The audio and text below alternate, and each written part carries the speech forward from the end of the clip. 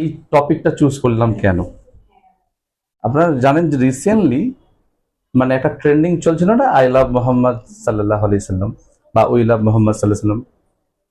তো আমাদের কি ওই একটা পোস্টার আর একটা ব্যানার দিয়েই কি যথেষ্ট, নাকি আমাদেরকে প্রিয় নবীকে জানতে হবে, চিনতে হবে, তার সম্পর্কে অনেক বিস্তারিত বুঝতে হবে, তবেই তো আমাদের আমাদের জীবনের মধ্যে তার আদর্শকে ইমপ্লিমেন্ট করতে পারবো, বাস্তবায়ন করতে পারবো।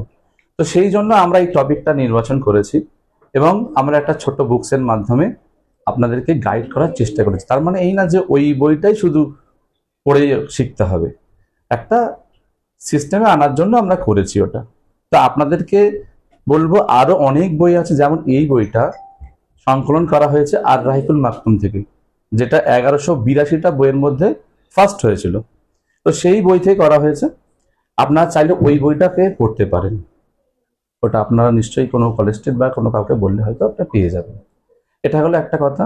আর এটা কুইজের ব্যাপারটা একটু বলি। তো এই প্রিয় নবী মোহাম্মদ সাল্লাল্লাহু আলাইহি ওয়াসাল্লামকে জানতে গেলে কি শুধু তার কুইজে অংশগ্রহণ করলেই হবে, আর কিছু কি হয় না? না, হবে। কেউ কেউ ইউটিউবের মাধ্যমে কোনো ভালো বক্তার মাধ্যমে জানছে, কেউ কেউ সেলফ স্টাডি করে জানছে, তো কেউ কেউ জুম্মার খুতবায়ও জানছে।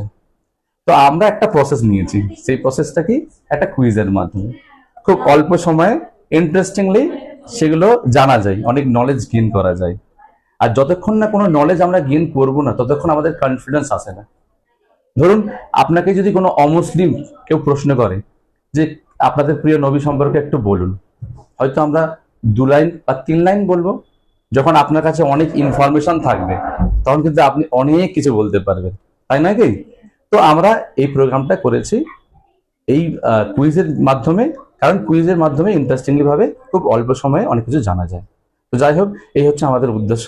আর এবং আমি বলবো এখানে হয়তো অনেক কেউ স্টুডেন্ট হতে পারে বা টিচার হতে পারে বা হাউস ওয়াইফ বা হোম মেকার হতে পারে, তো জানি না। তো যে যে অবস্থায় আছেন সে সেই অবস্থায় কাজ করতে পারেন। যদি স্টুডেন্ট হয় পড়াশোনা করবেন, যদি হোম মেকার হন মানে হাউস ওয়াইফ হন তাহলে বাচ্চাদেরকে শেখাবেন, আর যদি টিচার হন তাহলে আপনার সার্কেলে যারা স্টুডেন্ট আছে তাদেরকেই আপনি শেখাবেন। এইভাবেই কালচারটা তৈরি করবো আমরা। তো কুইজের মাধ্যমে করলে কি হয়, একটু ইন্টারেস্টিং হয়ে যায়। দেখবেন আপনি যদি টিচার হন, অনেক সময় কি বাচ্চাদের বলবেন যে আজকে একটা তোমাদের কুইজ হবে, প্রশ্ন করবো, হ্যাঁ আপনি একটা চকলেট দিন, দেখবেন তাতেও খুব মানে ওর মধ্যে একটা কম্পিটিশন চলে আসে। চকলেটটা কিন্তু 2 টাকা দাম বা 5 টাকার দাম, কিন্তু ওই 5 টাকার জন্য ও ভাবে না, ও ভাবে যে আমি একটা প্রাইজ পাবো, একটা প্রশ্নের উত্তর সঠিক বলবো। তো এই জিনিসগুলো আমাদের হয়ে থাকে। তো যাই হোক, কুইজটা আমরা ওই জন্যই করেছি।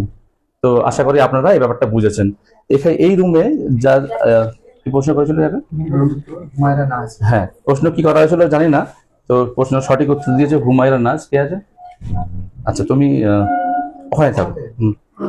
আমাদের এই বেঙ্গল কুইজ সার্কেলের পক্ষ থেকে একটা ছোট গিফট।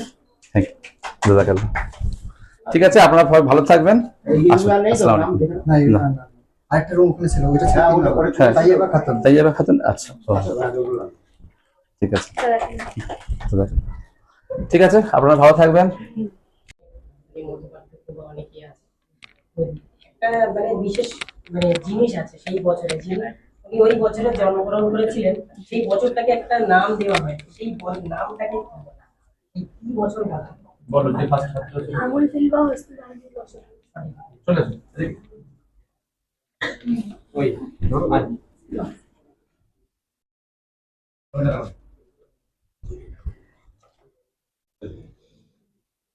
এই সারি এত বড়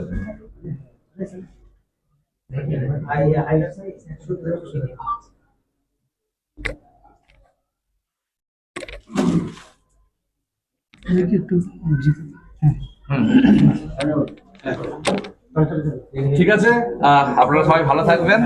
ঠিক আছে, আমরা আসলে উপরে যাচ্ছি, আমরা মেল লেডিসের জন্য। আসসালামু আলাইকুম।